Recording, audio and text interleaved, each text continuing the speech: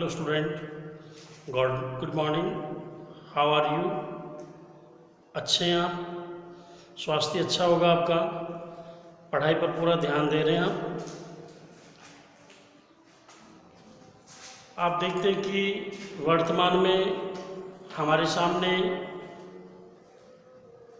कठिन समस्या है और आप देखते हैं कि समस्या का जो समाधान है वो हमें स्थायी तौर से अपने आप को नियमों में बांध कर चलना होगा।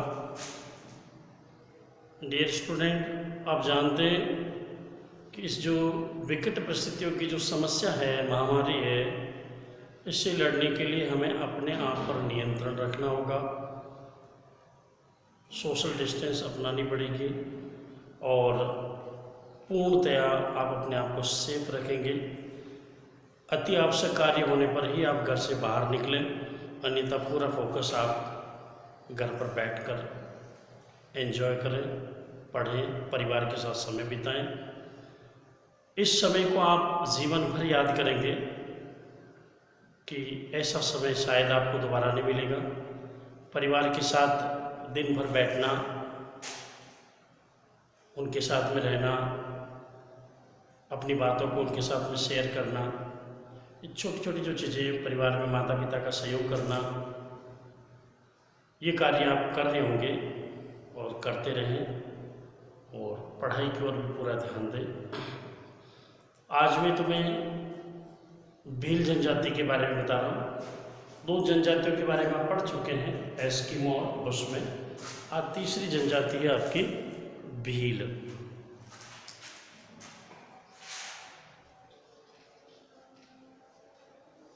भील जनजाति किसके बारे में रीड कर रहे हैं? भील जनजाति। आप देखते हैं कि सबसे पहले मैं आपको बताऊं कि भील जाति है, इसकी उत्पत्ति कैसे हुई।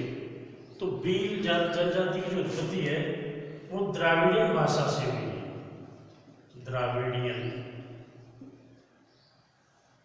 द्राविडियन भाषा के बीलू शब्द से हुई है। बील शब्द की उत्पत्ति द्राविडियन भाषा के बीलू शब्द से हुई है, जिसका अर्थ है, बीलू का अर्थ क्या है? बीलू का अर्थ है तीरंदाज।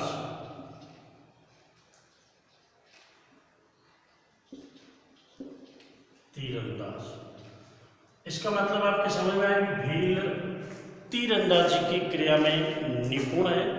यानी ये अपना, ये भी जैसे आखेटक जनजाति है, खाद्य संग्रह जनजाति है। ये आखेट के द्वारा शिकार, तीर कमान के द्वारा ये अपना भोजन प्राप्त करते हैं। तो द्राविड़ भाषा के बीलू शब्द से भी है और बीलू का शाब्दिक अर्थ क्या है? तीरंदाज। इस भील जनजाति की संस्कृत उत्पत्ति, यानी संस्कृत में भी इसकी भील शब्द, इसका शाब्दिक अर्थ है भेदना। तो इसकी उत्पत्ति संस्कृत भाषा के भील शब्द से भी हुई है और भील का मतलब क्या होता है? भेदना, यानी तीरंदाजी में ये निपुण थे।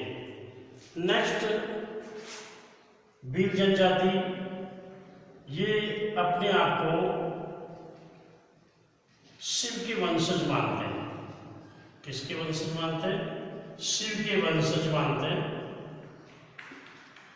अर्थात ये अपने आप की जो उत्पत्ति है वो शिव से मानते हैं।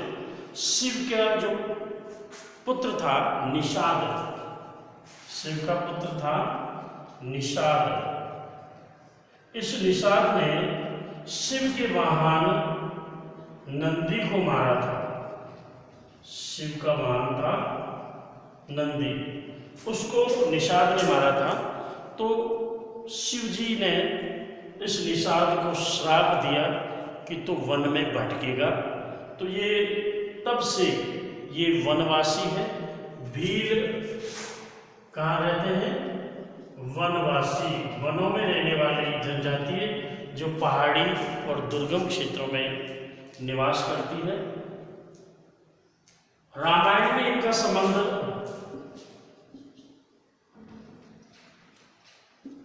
रामायण में इनका संबंध सबरी से है। किससे है? सबरी। आपने रामायण देखी होगी, वर्तमान में रामायण चल रही है। उस रामायण में सबरी राम को बेर खिलाती है। जब उसे पता चलता है कि राम इधर वन से गुजरेंगे तो वो राम को बेर चक चक के भी ऐसे कड़वे ना हो तो मीठे बेर ऐसे चक चक के रखती है, और जब राम आते हैं तो वो उनको बेर खिलाती है। तो रामायण में भील जनजाति का संबंध किससे? सबरी से है। और महाभारत में भील जनजाति का संबंध किससे है? एकलव्य से। तो ये भील जनजाति का परिचय है। वैसे वनवासी आदि कृषि करने वाली जनजाति है, जंगलों में आखेट भोजन संग्रहण करके अपनी आजीविका चलाने वाली जनजाति है। तो ये था भील जनजाति का परिचय।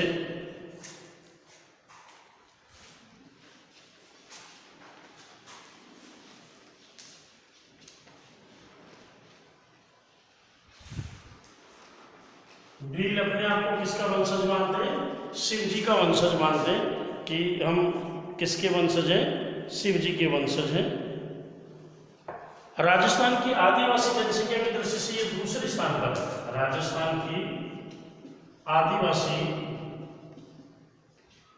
जनसंख्या की दृष्टि से दूसरे स्थान पर, और गौड़ और संथाल के बाद में तीसरा सबसे बड़ा जन समूह है।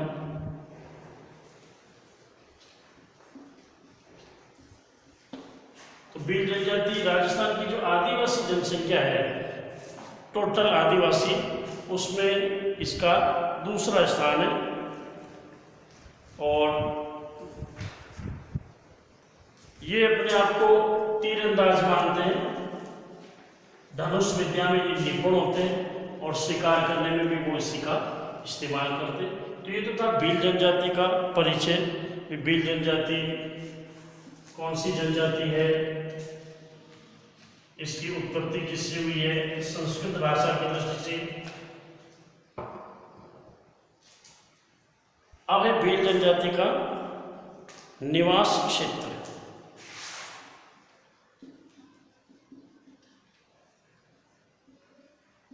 भील जनजाति का निवास क्षेत्र यानी भील जनजाति कहाँ निवास करती है? वैसे सिंपल तौर पर अगर हम देखें तो भील जनजाति मैंने आपको बताया थी कि दुर्गम पहाड़ी क्षेत्रों में रहने वाली जनजाति है, लेकिन यहाँ इनका निवास क्षेत्र किसी राज्य से संबंधित है। मैं आपको बताऊं कि पर्वतीय क्षेत्र में ये अरावली, विंध्याचल,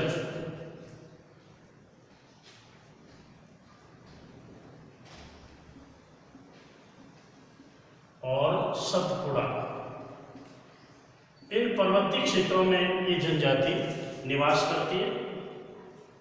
और ये 4 राज्यों में निवास करती है। यानी निवास क्षेत्र में देखते हैं अरावली, विंध्याचल और सतपुड़ा, इन क्षेत्रों में निवास करती है। इसके अलावा ये भारत के 4 राज्यों में निवास करती है। पहला राजस्थान, दूसरा गुजरात, तीसरा मध्य प्रदेश और चौथा महाराष्ट्र।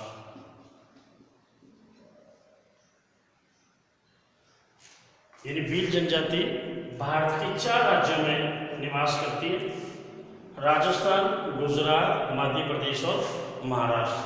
आप अगर भारत के मानचित्र में आप देखें तो आप देखेंगे कि भारत का जो मानचित्र है उस मानचित्र में ये राजस्थान है, राजस्थान, ये नीचे गुजरात, यहाँ मध्य प्रदेश और ये महाराष्ट्र। यानी इन 4 राज्यों में ये जनजाति निवास करती है। तो राजस्थान भारत के जो मानचित्र है उस मानचित्र में भी हमें ये जानकारी भी भील जनजाति है वो किस किस राज्य में निवास करती है। तो राजस्थान के पड़ोसी राज्य हैं गुजरात और मध्य प्रदेश और तीसरा चौथा महाराष्ट्र। इन राज्यों में ये निवास करती है।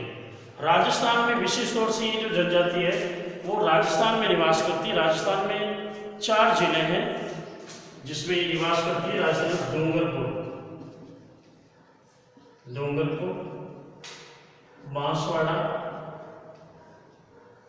उदयपुर और चित्तौड़गढ़।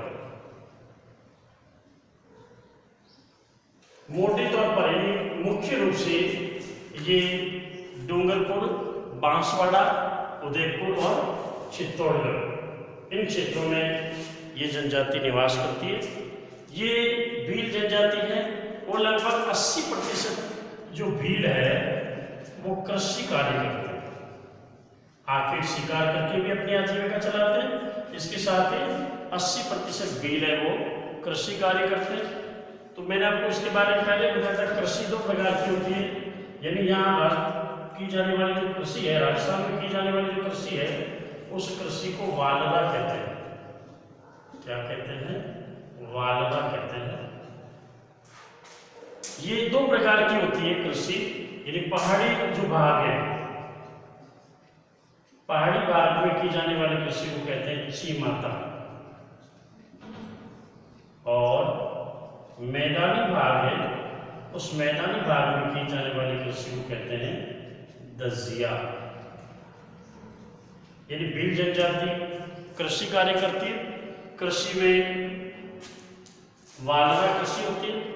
इस वालरा कृषि को 2 भागों में बांटा है, अर्थात पहाड़ी भागों में की जाने वाली कृषि को चीमाता कहते हैं और मैदानी भागों में की जाने वाली कृषि को दजिया कहते हैं।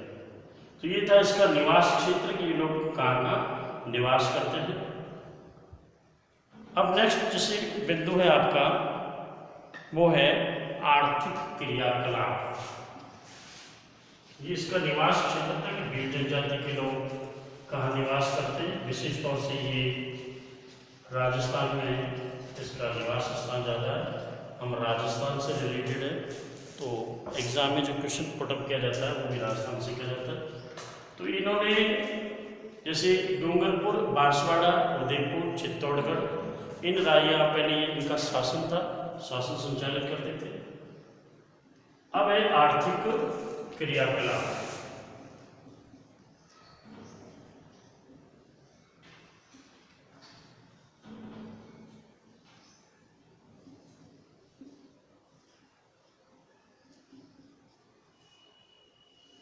आर्थिक क्रियाकलाप। आर्थिक क्रियाकलाप के अंतर्गत आप जानते हैं जैसे आखेट, भोजन, वस्त्र, निवास गृह, मनुष्य की क्रियाएं कौन कौन सी है, कौन कौन सी क्रियाएं करके वो अपनी आजीविका चलाता है। तो उसमें सबसे पहले जैसे जो क्रिया आती है वो होता है आखेट।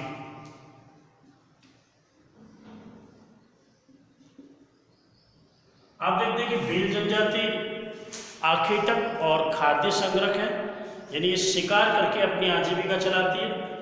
जंगलों से फल फूल एकत्रित करके अपनी आजीविका चलाने वाली जनजाति है। ये लोग मछलियों का शिकार करते हैं। समुद्र के किनारे किसका शिकार करते हैं? मछली का शिकार करते हैं।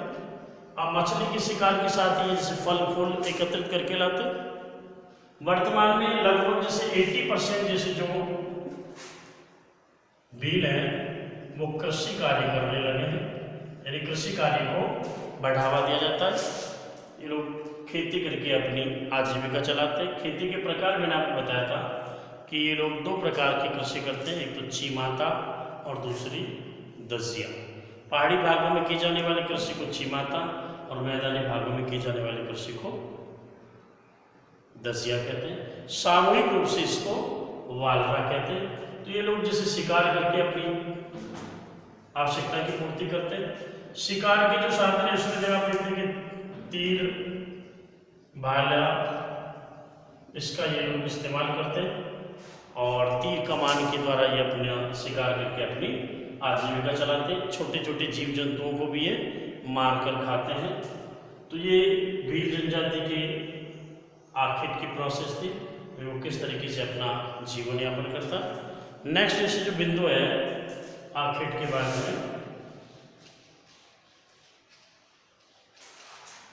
दूसरा जैसे बिंदु है वो है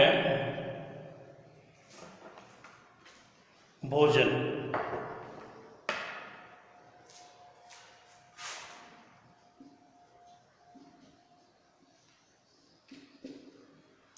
भोजन आप देखते हैं कि भीलों का वर्ष पर्यंत भोजन कौन सा रहता है? मक्का। वर्ष पर्यंत अर्थात पूरे साल भर वो किसका इस्तेमाल करते हैं? मक्का का इस्तेमाल करते हैं, मक्का खाते हैं। आप देखते हैं कि डूंगरपुर, बांसवाड़ा, उदयपुर, चित्तौड़गढ़ उधर मक्के की खेती सबसे ज़्यादा होती है। तो वर्ष पर्यंत ये लोग मक्का का सेवन करते हैं। मक्का इनका मूल खाद्य पदार्थ है। मक्का के अलावा ये गेहूँ, ज्वार, बाजरा और अन्य सब्जियां ये खाद्य रूप में इस्तेमाल करते हैं। ये लोग उत्सव या त्योहार पर लापसी और चावल बनाते हैं। चावल को चोखा कहते हैं। चावल को क्या कहते हैं? चोखा कहते हैं। तो उत्सव और त्योहार पर ये लोग लापसी और चावल बनाते और बड़े चाव से ग्रहण करते। भील जनजाति में इसके अलावा ये लोग आटा और छाछ, आटे और छाछ को मिलाकर राबड़ी बनाई जाती है। जितने भी जो भील समुदाय के लोग हैं उनके प्रत्येक घर में पर डे क्या बनती है? राबड़ी बनती है, जो छाछ और आटे को मिलाकर बनाई जाती है। ये इनके जैसे भोजन के मुख्य अंग है कि ये लोग क्या करते हैं? वर्ष पर्यंत मक्का का इस्तेमाल करते हैं। ये उत्सव और त्यौहार पर जैसे प्रतिभोज होता है इनके या कोई त्यौहार होता है तब ये लोग लापसी और चावल बनाते हैं और चावल को ये चोखा कहते हैं जो उत्सव के समय बनाते हैं। प्रत्येक घर में आटा और छाछ मिलाकर राबड़ी बनाई जाती है। ये इनके भोजन का मुख्य अंग है। इसके अलावा मैंने आपको बताया था कि गेहूँ, जौ, चना, ये जैसे फल, सब्जियां, ये भी इनके भोजन के आवश्यक अंग होते हैं। अब भोजन के बाद में नेक्स्ट जैसे जो आर्थिक क्रियाकलाप है उसमें है वस्त्र। तो भीलों का मुख्य भोजन कौन सा है? मक्का, जो वर्ष पर्यंत इसका इस्तेमाल करते हैं। चोखा किसको कहते हैं? चावल को कहते हैं। ठीक है। अब है इनके वस्त्र। आप भील जनजाति को आपने देखा होगा कि भीलों के वस्त्र बहुत कम होते हैं। ये सिर्फ पुरुष तिकोनी लंगोट पहनते हैं और इनके जैसे जो वस्त्र में स्त्री और पुरुष लंगोट पहनता है और स्त्रियां जैसे पेड़ पौधों की जो पत्तियां हैं उस पत्तियों से अपने शरीर को ढकती है, पेटीकोट पहनती है। इसके अलावा वर्तमान में आप देखते हैं कि भील जनजाति के लोग जैसे इसमें साफा, जिसको पगड़ी कहते हैं, पोतिया कहते हैं, कमीज, धोती, कुर्ता, पुरुष इसका इस्तेमाल करता है। स्त्रियां घाघरा, कांचली इसका इस्तेमाल करती है। छोटे जैसे जो बच्चे होते हैं वो लंगोट पहनते हैं और बच्चियां, छोटी बच्चियां हैं वो घाघरा और कांचली का, ओढ़नी का इस्तेमाल करती हैं। तो ये तो थे भीलों के वस्त्र। भील जनजाति की स्त्रियां अपने आप को कांच की चूड़ियां पहन के सजाती संवारती है। ये स्त्रियां चांदी, पीतल, गिलेट इसके आभूषण पहनती, सबसे ज़्यादा इस्तेमाल करती। तो ये जो भील जनजाति के वस्त्र थे। तो वस्त्र में मैंने भी आपको बताया कि ये लोग शर्ट या कमीज, साफा इसका इस्तेमाल करते हैं, धोती, कुर्ता। स्त्रियां घाघरा, चुन्नी, लहंगा, ओढ़नी इसका इस्तेमाल करती है। और आभूषण में ये लोग चांदी, पीतल, तांबा, गिलेट इसका इस्तेमाल करते हैं। और भील जनजाति की जो स्त्रियां हैं वो अपने आप को कांच के जैसे आभूषण से अपने आप को सजाती, संवारती। और लास्ट जैसे इसका बिंदु है वो है निवास गृह।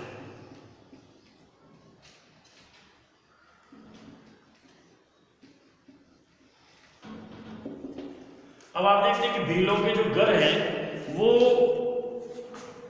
मध्यवर्ती भागों में, जैसे ढलानों पर, खेतों के आसपास, ऊंचे भूभाग पर ये लोग अपना आवास बनाते हैं। इनकी झोंपड़ियाँ होती है जो घास फूस से बनाई जाती है, कच्चे आवास होते हैं। वर्तमान में ये भील पक्के आवास का भी निर्माण करने लगे। भीलों के निवास में छोटे छोटे घर होते हैं, इनके घरों को कू कहते हैं और ये कम आबादी वाले क्षेत्रों में से निवास करते हैं। भीलों की जैसे जो आवास है वो अपने आप में परिपूर्ण होते हैं। परिपूर्ण का मतलब है कि इनके आवास में वहीं अन्न भंडारण की व्यवस्था होती है और पशु पक्षियों को रखने का बाड़ा भी साथ में होता है। ये अपने घर में पीसने के लिए चक्की का इस्तेमाल करते हैं। अपना जैसे भोजन है वो स्वयं जैसे पीसने का कार्य करते हैं। तो ये थे भीलों की निवास गृह, जिसमें वर्तमान में आप देखेंगे पक्के आवास का भी निर्माण करने लगे। तो कच्ची घास फूस की झोंपड़ियाँ बनाई जाती है। मध्यवर्ती भाग में मैदानों के उच्च भागों में जहाँ बाढ़ का पानी न पहुँचे उन क्षेत्रों में ये अपने आवास बनाते हैं। तो आज के लिए आपके जैसे ये आर्थिक क्रियाकलाप है, कल मैं नेक्स्ट आपको दूसरा पढ़ाऊँगा। थैंक्स।